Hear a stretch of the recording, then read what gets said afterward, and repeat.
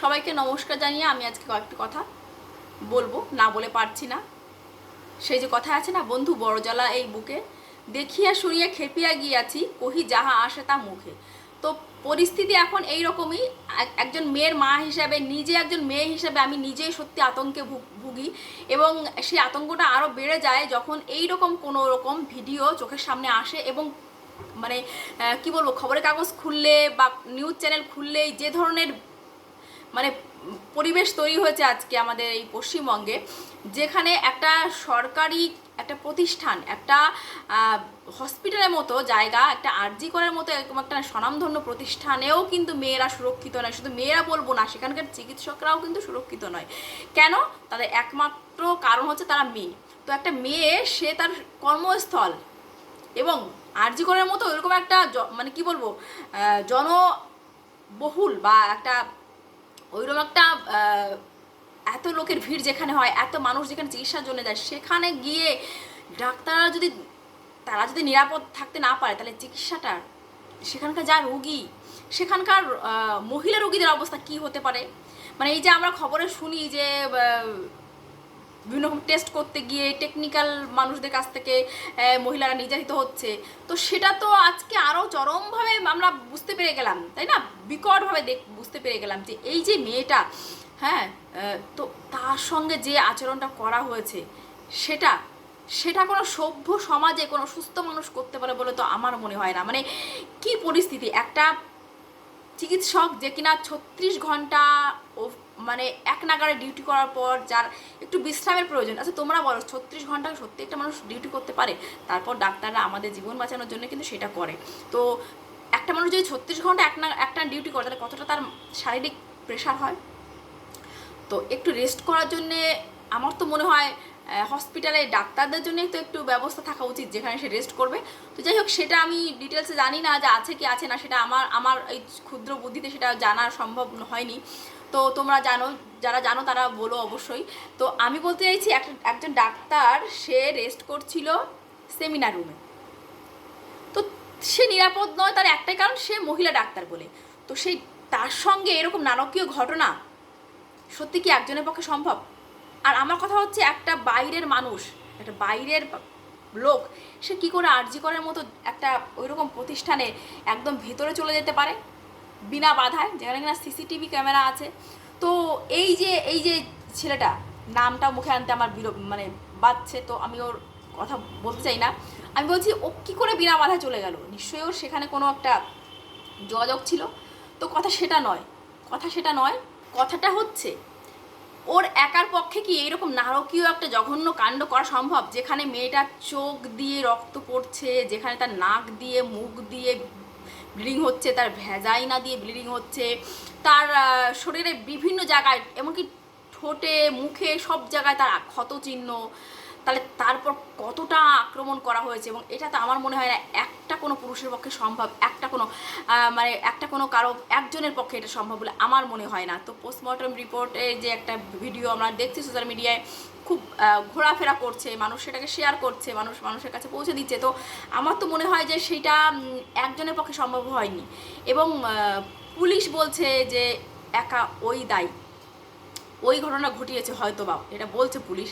তো আমার প্রশ্ন হচ্ছে যে কেন কেন ওকে ওখানে এন্ট্রি দেওয়া হয়েছে, কার পেছনে, এর পেছনে কার মদত আছে?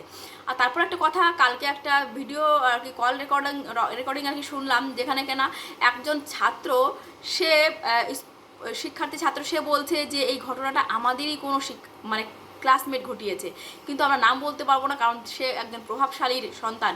তো প্রশ্ন উঠছে, সত্যিই কি তাহলে এই কল রেকর্ডিংটা কি ভুল? আর আমার তারপরে প্রশ্ন হচ্ছে যে মেয়েরা কেন সুরক্ষিত থাকবে না? একটা মেয়ে কেন সুরক্ষিত থাকবে না? তো এর পেছনে শুধুমাত্র কিন্তু ওই বিকৃতকাম মানুষগুলোই কিন্তু দায়ী নয়। এর পেছনে আমার মনে হয় আমরাও সমাজে যারা বাস করি তারা দায়ী। আমরা অন্যায়টাকে চোখ বন্ধ করে এড়িয়ে যাই এই জন্যেই যে ঘটনাটা আমার সঙ্গে ঘটেনি বলে, মানে ঘটনাটা আমার সঙ্গে ঘটেনি, আমার ফ্যামিলির সঙ্গে ঘটেনি, অতএব আমি চোখ বন্ধ করে থাকবো, আমার এই বিষয়ে কথা বলার কী দরকার আছে, আমার সঙ্গে তো হয়নি। এই যে আমাদের মানসিকতা, এই যে আমাদের অন্যের বিপদে এই যে গা ঝাড়া দেওয়ার মানসিকতা, আমার মনে হয় এই জন্যে এই ধরনের নোংরা মানুষগুলো আরও প্রভোগড হয়। আর আমার মনে হয় যে এই যে যারা আমরা বলি না যে পোশাক আশাক বা তার চরিত্র খারাপ এই জন্যে তার সঙ্গে এরকম ঘটনা ঘটেছে, আমার মনে হয় এই কথাটা ঠিক নয়। কোথাও কোথাও হয়তো এর সঙ্গে কোনো একটা মিল থাকতে পারে ঘটনার সঙ্গে, কিন্তু এই কথাটা সর্বব মিথ্যা। কারণ একটা বাচ্চা, একটা 2 বছরের বাচ্চা থেকে একটা 80 বছরের বৃদ্ধা যে কেউ কিন্তু এই মানে সুরক্ষিত নই, আমরা কেউ সুরক্ষিত নই। যেখানে বাবার সহকর্মী একটা চকলেটের লোভ দেখিয়ে বাচ্চাকে ধর্ষণ করছে, যেখানে একটা বৃদ্ধ মানসিক ভারসাম্যহীন মানুষকে, বৃদ্ধাকে আর কি কেউ একজন নির্যাতন করছে, তো তারা কি প্রভোগ করেছিল? আমার কাছে তারা কি প্রভোগ করেছিল? করেনি তো। তো এই যে বিকৃতকর মানুষগুলো এরা কিন্তু সুযোগই খোঁজে, সবসময় সুযোগ খোঁজে। সরি। তো আমার মনে হয় আমাদের সমাজে যারা আমরা সমাজবদ্ধ মানুষ, আমরা যারা সমাজে বাস করি, আমাদেরও একটা ভূমিকা আছে, আমাদেরও কোথাও না কোথাও আওয়াজ তোলা দরকার। আমারও অন্যের প্রতি এই অন্যায় বা প্রতিবাদ দেখলে কোথাও আওয়াজ তোলা দরকার আছে। হতে পারে আমি সামান্য গৃহবধূ, তবুও ওই যে বলে না যে ঘরের কোণে ছিল মাটির প্রদীপ, সে বলিল স্বামী আমার যে সাধ্য করিব তো আমি।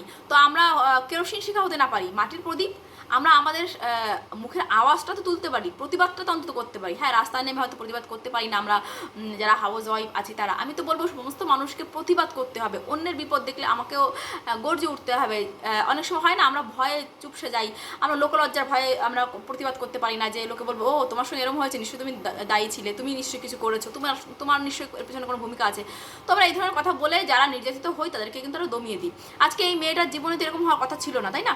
তো আমার কথা হচ্ছে শুধুমাত্র ও যে ডাক্তার বলেই যে ওর বিরুদ্ধে এরকম হয়েছে তা না। প্রত্যেকটা মানে ওর হয়তো কোনো কারণ আছে পেছনে, আমরা জানি না আদৌ কী কারণ আছে। আমরা আদৌ হতে পারে কোনো ঘটনা পেছনে কোনো ঘটনা নিশ্চয়ই থাকে, কিন্তু আমার মনে হয় সব ক্ষেত্রে সেটা থাকে না। আমরা নির্ভয়া কাণ্ড দেখেছি, আমরা দিল্লির জঘন্য নারকীয় ঘটনা দেখেছি, তাই না?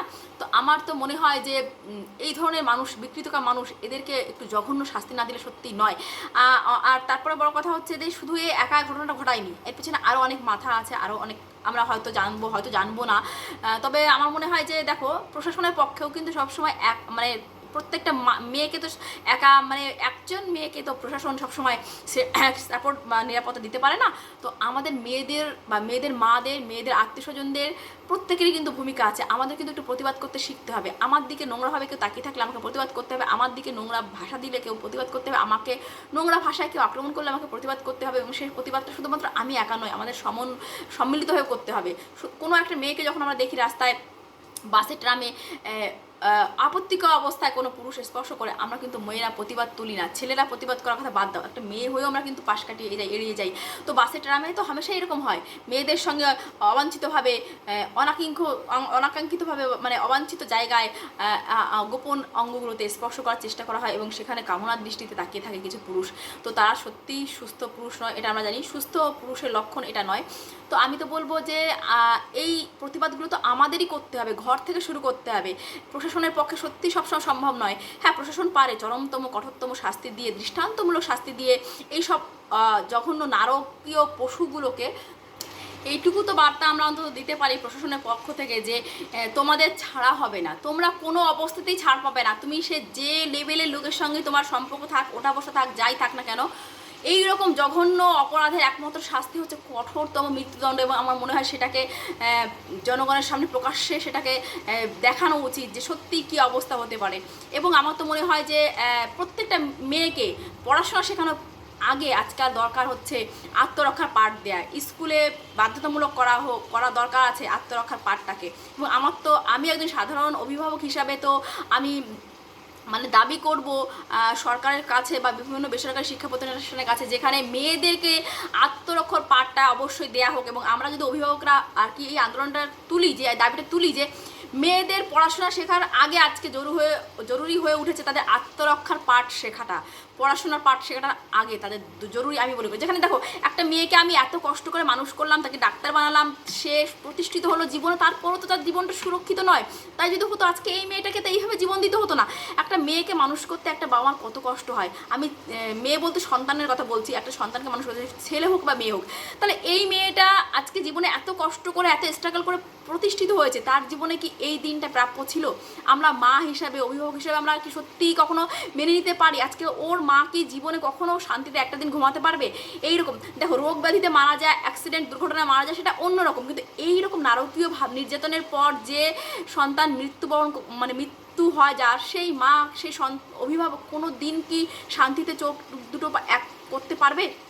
কোনোদিন করতে পারবে না। তো এই ঘটনা আজকে ওর সঙ্গে হচ্ছে, আমাদের সন্তানদের সঙ্গে, আমাদের ভবিষ্যতের প্রজন্মের সঙ্গে যেরকম হবে না, তাই এমনটা তো বলা যায় না। তো সেই জন্য আমাদের প্রত্যেকেরই কিন্তু উচিত এই রকম নারকীয় জঘন্য হত্যাকাণ্ডের প্রতিবাদে এইরকম অপরাধীদের প্রকাশ্যের চরম শাস্তি হোক, এই দাবিটা তোলা, যাতে অন্যরকম অপরাধ, যারা এই ধরনের অপরাধ মনস্ক মানসিকতা যারা আছে, তাদের অন্তত একটু মনের মধ্যে ভয় ঢোকে যে হ্যাঁ, আমি হয়তো এই মুহূর্তে অন্যটা করে পার পেয়ে যাব, কিন্তু চিরদিনের মতো পার পাবো না। তো সত্যি বলছি, প্রত্যেকটা অভিভাবকের কাছে আমার রিকোয়েস্ট থাকবে, আমি রান্না করা হাত নিয়ে এই কথাগুলো বলছি, রিকোয়েস্ট থাকবে, দেখো হাতে এখনও লেগে আছে মশলা তরকারি, কারণ আমরা তো গৃহবধূ, আমাদের কাজ করতে হয়। তারপরেও আমার মনে হলো এই ভিডিওটা কোথাও না করার জন্য মানসিক শান্তি পাচ্ছিলাম না।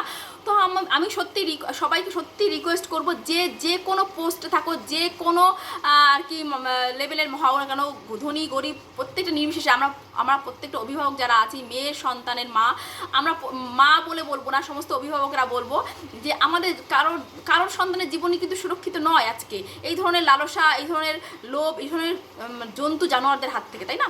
তো আমি তো বলবো সত্যি সবারকে আজকে প্রতিবাদে নামতে হবে, এবং মেয়েদেরকে অবশ্যই আমাদের আত্মরক্ষা পাঠ শেখানোর ব্যবস্থা করতে হবে, যাতে সে নিজের জীবনটা অন্তত রক্ষা করার মতো আর কি সমর্থ হয়। তো সত্যি কথা বলতে অনেক কথা বলে ফেলেছি, আবেগে রুদ্ধ হয়ে যায় কণ্ঠ, আর সত্যি কথা বলতে কষ্টে বুকটা ফেটে যায়। তো আমি তো বলি যে দেখো, যা ঘটে গেছে সেটা তো আমরা ঠিক করতে পারবো না, তাই না? তো ভবিষ্যতে যাতে এই ধরনের অপরাধ করার আগে এই ধরনের অপরাধীরা একবার অন্তত ভাবে, তো সেই ব্যবস্থাটা কিন্তু আমাদেরই করতে হবে, এবং আমাদের সন্তানদের সুরক্ষা দায়িত্ব আমাদেরই নিতে হবে, কারণ প্রশাসনের পক্ষে সত্যি সম্ভব না এত 150 কোটি ভারতবর্ষে বাসীর প্রত্যেকের নিরাপত্তা দেওয়া, কিন্তু এইভাবে সম্ভব না, কারণ সত্যি সেটা বাস্তবে সম্ভব নয়। আমরা হয়তো তর্ক খাতিরে অনেকে বলবো সম্ভব, কিন্তু সত্যি সম্ভব নয়। তো আমাদের সন্তানদের দায়িত্ব কিন্তু আমাদেরই নিতে হবে। তো বন্ধুরা, সবাইকে নমস্কার। যদি ভালো লাগে অবশ্যই কিন্তু আমি আমার কথাটা ভেবে দেখতে পারো, এবং এ বিষয়ে আমার মানে মতামতের সঙ্গে তোমাদের মতামতের